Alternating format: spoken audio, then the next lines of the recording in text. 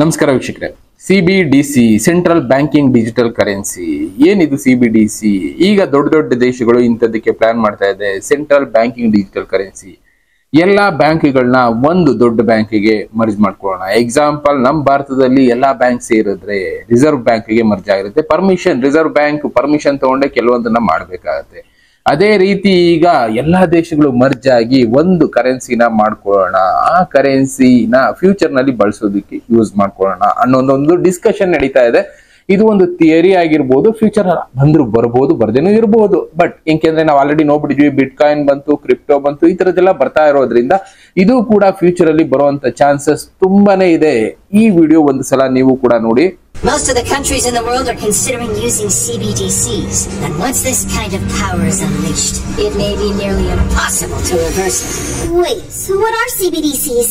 Central bank digital currencies. Instead of being completely uncontrolled, this money is completely controlled.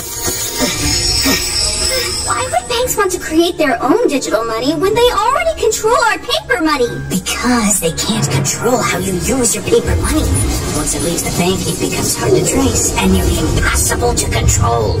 CBDCs would allow the government to completely control the money, to spy on everything you buy. Imagine the government taxing you instantly, seizing your money whenever they feel like it. Say the wrong thing in a post, poof! You're a terrorist. And poof! No more money in your bank account. Today, most of the countries in the world are considering using... ಇವ್ರು ಹೇಳಿದನ್ನ ಕೇಳಿದ್ರಲ್ಲ, ಇದ್ರಲ್ಲಿ simple ಆಗಿ explain ಮಾಡ್ತಾ ಇದಾರೆ. ಸಿಬಿಡಿಸಿ ಯಾಕೆ ಬೇಕು? ನಮ್ಮ ಹತ್ರ ಆಲ್ರೆಡಿ ಪೇಪರ್ ಕರೆನ್ಸಿ ಇದೆಯಲ್ಲ, ಈ ಪೇಪರ್ ಕರೆನ್ಸಿನಲ್ಲಿ ಏನಾಗ್ತಾ ಇದೆ, ಕಂಟ್ರೋಲ್ ಮಾಡೋದಕ್ಕೆ ಆಗ್ತಾ ಇಲ್ಲ. ಯಾವ್ದು ಯಾವ ಮಟ್ಟಕ್ಕೆ ಖರ್ಚಾಗ್ತಾ ಇದೆ, ಯಾರು ಎಲ್ಲಿ ಖರ್ಚು ಮಾಡ್ತಾ ಇದಾರೆ, ಕೆಲವೊಂದನ್ನ ಕಂಟ್ರೋಲ್ ಮಾಡೋದಕ್ಕೆ ಆಗೋದಿಲ್ಲ. ಈ ಸೆಂಟ್ರಲ್ ಬ್ಯಾಂಕಿಂಗ್ ಡಿಜಿಟಲ್ ಕರೆನ್ಸಿನಲ್ಲಿ ಏನಾಗುತ್ತೆ, ನಾವು ಎಲ್ಲಾದ್ರೂ ಕ್ಯಾಶ್ ಟ್ರಾನ್ಸಾಕ್ಷನ್ ಮಾಡಿದಾಗ ಅದಕ್ಕೆ ಆಟೋಮೆಟಿಕಲಿ ಟ್ಯಾಕ್ಸ್ ಅನ್ನೋದೇನಿದೆ ನಮ್ಮ ಅಕೌಂಟ್ ಇಂದ ಕಟ್ ಆಗ್ಬಿಡುತ್ತೆ, ಇಲ್ಲ ಮೈನಸ್ ಆಗಿ ಆ ಬ್ಯಾಲೆನ್ಸ್ ಅಲ್ಲಿ ತೋರಿಸ್ತಾ ಇರುತ್ತೆ. ನಾವ್ ಯಾವತ್ತೇ ಆಗ್ಲಿ ಅಕೌಂಟ್ಗೆ ದುಡ್ಡು ಆಗ್ತಾ ಇದ್ದಾಗೆ ಆ ಟ್ಯಾಕ್ಸ್ ಅಮೌಂಟ್ ಅನ್ನೋದು ಕಟ್ ಆಗ್ಬಿಡುತ್ತೆ. ಎಕ್ಸಾಂಪಲ್, ಎಷ್ಟೆಷ್ಟೋ ಟ್ಯಾಕ್ಸ್ ಗಳು ಗೌರ್ಮೆಂಟ್ ಅವ್ರು ಮಾಡ್ತಾ ಇರ್ತಾರೆ. ಕೆಲವೊಬ್ರು ಟ್ಯಾಕ್ಸೇ ಕಟ್ಟೋದಿಲ್ಲ, ಅದೇ ರೀತಿ ಹೇಳ್ತಾನೆ ಇರ್ತಾರೆ. ಈಗೆಲ್ಲ ಒಂದ್ ಕಡೆ ಮನೆ ತಗೊಳ್ತೀವಿ, ಸೈಟ್ ತಗೊಳ್ತೀವಿ, ಅದಕ್ಕೆ ಟ್ಯಾಕ್ಸ್ ಅನ್ನೋದನ್ನ ಕಟ್ಟಿರೋದಿಲ್ಲ ಎಷ್ಟೋ ವರ್ಷಗಳ ಕಾಲ. ಇನ್ನ ಯಾವ್ದೋ ಒಂದು ಬಿಸ್ನೆಸ್ ಮಾಡ್ತಾ ಇರ್ತೀವಿ, ಅದಕ್ಕೂ ಟ್ಯಾಕ್ಸ್ ಅನ್ನೋದನ್ನ ನಾವು ಕಟ್ಟೋದಕ್ಕೆ ಹೋಗಿರಲ್ಲ ಅನ್ಕೊಳ್ಳಿ. ಅಂತದನ್ನೆಲ್ಲ ಕಂಟ್ರೋಲ್ ಮಾಡೋದಕ್ಕೆ ಈ ಸೆಂಟ್ರಲ್ ಡಿಜಿಟಲ್, ಈಗ ಹೇಳಿದ್ರಲ್ಲ ಸೆಂಟ್ರಲ್ ಬ್ಯಾಂಕಿಂಗ್ ಡಿಜಿಟಲ್ ಕರೆನ್ಸಿ ಅನ್ನೋದು ಮಾಡ್ಕೊಳ್ತಾ ಇದಾರೆ. ಇದ್ರಲ್ಲಿ ಏನಾಗುತ್ತೆ, ನಾವು ಟ್ರಾನ್ಸಾಕ್ಷನ್ ಏನ್ ಮಾಡ್ತಾ ಇದೀವಿ ಅದಕ್ಕೆ ಟ್ಯಾಕ್ಸ್ ಅನ್ನೋದನ್ನ ಆಟೋಮೆಟಿಕ್ ಆಗಿ ನಮ್ಮ ಅಕೌಂಟ್ ಇಂದ ಕಟ್ ಮಾಡಬಹುದು ಅಂತ ಒಂದು ಸ್ಕೀಮ್ ನ ತರ್ತಾ ಇದ್ದಾರೆ ಎಲ್ಲಾ ದೇಶಗಳು ಸೇರ್ಕೊಂಡು. ಇದು ನಮ್ಮ ದೇಶದಲ್ಲೂ ಬರ್ಬೋದಾ? ಬರೋ ಚಾನ್ಸಸ್ ತುಂಬಾನೇ ಇದೆ. ಯಾಕೆಂದ್ರೆ ಟ್ಯಾಕ್ಸ್ ಕಟ್ಟದೇ ಇರೋರು ನಮ್ಮ ದೇಶದಲ್ಲಿ ತುಂಬಾ ಜನ ಇದ್ದಾರೆ. ಎಷ್ಟೆಷ್ಟು ಟ್ಯಾಕ್ಸ್ ಗಳು ಹಾಗೆ ಉಳ್ಕೊಂಡ್ಬಿಡ್ತಾ ಇದೆ. ಎಲ್ಲದಕ್ಕೂ ಈಗ ಆಟೋಮೆಟಿಕ್ ಟ್ಯಾಕ್ಸ್ ಕಟಿಂಗ್ ಮಾಡೋದಕ್ಕೆ ಪ್ಲಾನ್ ಮಾಡ್ತಾ ಇದ್ದಾರೆ. ನಾವೊಂದ್ ಸೈಟ್ ತಗೊಂಡ್ರೆ, ಇಲ್ಲ ಒಂದು ಏನೋ ಒಂದು ಕಟ್ಟಿಲ್ಲ, ಈ ವರ್ಷ ಟ್ಯಾಕ್ಸ್ ಕಟ್ಟಬೇಕಾಗಿತ್ತು, ನಾವು ನೆಕ್ಸ್ಟ್ ವರ್ಷ ಕಟ್ಟೋಣ ಅಂತ ಈಗ ಮನೆಯದೋ ಇನ್ನೊಂದ್ರದೋ ಟ್ಯಾಕ್ಸ್ ಹಾಗೆ ಉಳಿಸ್ಕೊಂಡಿರ್ತೀವಿ. ಅಂತದನ್ನೆಲ್ಲ ಆಟೋಮೆಟಿಕ್ ಆಗಿ ನಮ್ಮ ಅಕೌಂಟ್ ಇಂದ ಕಟ್ ಆಗ್ಬಿಡುತ್ತೆ. ಯಾಕೆಂದ್ರೆ ಪ್ಯಾನ್ ನಂಬರ್, ಆಧಾರ್ ನಂಬರ್ ಎಲ್ಲ ಲಿಂಕ್ ಆಗಿರೋದ್ರಿಂದ ಇದೆಲ್ಲ ಕಟ್ ಆಗುವಂತ ಚಾನ್ಸಸ್ ಬರಬಹುದು ಮುಂದಿನ ದಿನಗಳಲ್ಲಿ. ಇದು ಆಲ್ರೆಡಿ ಬೇರೆ ಬೇರೆ ದೇಶಗಳಲ್ಲಿ ಇಂಪ್ಲಿಮೆಂಟ್ ಮಾಡೋದಕ್ಕೆ ಒಂದು ಪ್ಲಾನಿಂಗ್ ಅನ್ನೋದು ನಡೀತಾ ಇದೆ. ನಮ್ಮ ದೇಶದಲ್ಲೂ ಇದು ಬರ್ಬೋದು.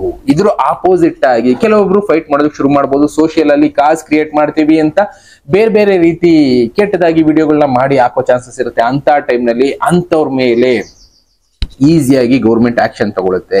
ಅವರ ಅಕೌಂಟ್ಗಳನ್ನ ಸೀಸ್ ಮಾಡ್ಬಿಡುತ್ತೆ. ಅವ್ರ ಅಕೌಂಟ್ ಪೂರ್ತಿಯಾಗಿ ಗೌರ್ಮೆಂಟ್ ಕಂಟ್ರೋಲ್ ಅಲ್ಲಿ ಇರುತ್ತೆ. ಇಂಥ ಸ್ಕೀಮ್ಗಳನ್ನ ತರ್ತಾ ಇದೆ ಈ ಸೆಂಟ್ರಲ್ ಬ್ಯಾಂಕಿಂಗ್ ಡಿಜಿಟಲ್ ಕರೆನ್ಸಿ ಅನ್ನೋದು. ಇದೇನಾಗುತ್ತೆ, ನಮ್ಮ ಜುಟ್ಟು ಜನಿವಾರ ಎಲ್ಲಾನು ಕೂಡ ಅವರ ಕೈಯಲ್ಲಿ ಇಟ್ಕೊಳ್ಳುವಂತ ಕೆಲಸ ಮಾಡ್ತಾ ಇದೆ ಈ ಸಿಬಿಡಿಸಿ. ಇದು ಯಾವಾಗ ಬರುತ್ತೆ? ಈಗ ಅಟ್ ಪ್ರೆಸೆಂಟ್ ಇನ್ನ ಸ್ಟಾರ್ಟಿಂಗ್ ಸ್ಟೇಜ್ ಅಲ್ಲಿ ಇದೆ. ಇನ್ನೊಂದು 3-4 ವರ್ಷ ಆಗ್ಬೋದು, ಇಲ್ಲ ಇನ್ನೊಂದು 5 ವರ್ಷ ಆಗ್ಬೋದು. ಟೋಟಲ್ ಇಡೀ ಜನರ ಕಂಟ್ರೋಲ್ ಅನ್ನೋದನ್ನ ಮಾಡೋದಕ್ಕೆ ಸಿದ್ಧ ಮಾಡ್ಕೊಳ್ತಾ ಇದೆ ದೇಶಗಳು. ಯಾವ ದೇಶದಲ್ಲಿ ಬರುತ್ತೆ, ಎಲ್ಲೆಲ್ಲಿ ಈ ಟ್ಯಾಕ್ಸ್ ಕಟ್ಟದೆ ಜನ ಯಾಮಾರಿಸ್ತಾ ಇರ್ತಾರೆ, ಇನ್ನ ಬೇರೆ ಬೇರೆದೆಲ್ಲ ಮಾಡ್ತಾ ಇರ್ತಾರಲ್ಲ, ಅಂತದನ್ನೆಲ್ಲ ಅವಾಯ್ಡ್ ಮಾಡಬೇಕು ಅನ್ನೋ ದೇಶಗಳೇ.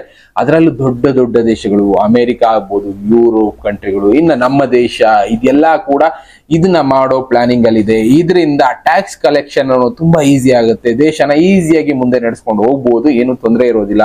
ಪ್ಲಸ್ ಯಾರಾದ್ರೂ ಇದಕ್ಕೆ ಆಪೋಸಿಟ್ ಆಗಿ ಮಾತಾಡಿದ್ರೆ, ಹೇಳಿದ್ನಲ್ಲ, ಆಟೋಮೆಟಿಕಲಿ ಅವ್ರ ಅಕೌಂಟ್ ಅಲ್ಲಿ ಇರುವಂತ ಅಮೌಂಟ್ ಎಲ್ಲ ಸೀಸ್ ಮಾಡ್ತಾರೆ.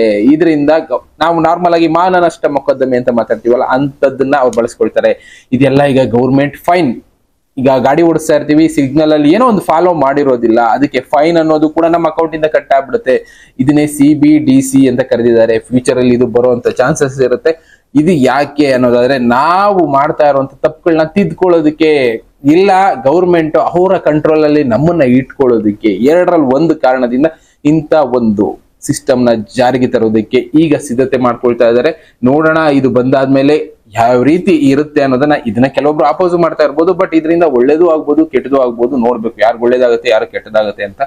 ಅಲ್ಲಿ ಇಂಥ ಇನ್ಫಾರ್ಮೇಶನ್ ಬೇಸಿಷ್ಟು ಬರ್ತಾ ಇದೆ. ಕೆಲವ್ರಿಗೆ ಅನುಕೂಲ ಆದ್ರೆ ಕೆಲವ್ರಿಗೆ ಕಷ್ಟನೂ ಹಾಗೆ ಆಗುತ್ತೆ. ಇಂಥದನ್ನ ತಿಳ್ಕೊಳ್ತಾ ಹೋಗೋಣ. ನಾವು ಆದಷ್ಟು ಏನ ಫಾಲೋ ಮಾಡಬೇಕು, ಯಾಕೆ ಫಾಲೋ ಮಾಡಬೇಕು ಅನ್ನೋದನ್ನ ಅರ್ಥ ಮಾಡ್ಕೊಳ್ಳೋಣ. ಇನ್ನ ಬೇರೆ ಬೇರೆ ವಿಷಯಗಳ ಜೊತೆ ಮತ್ತೆ ಸಿಗ್ತೀನಿ. Thank you, good bye.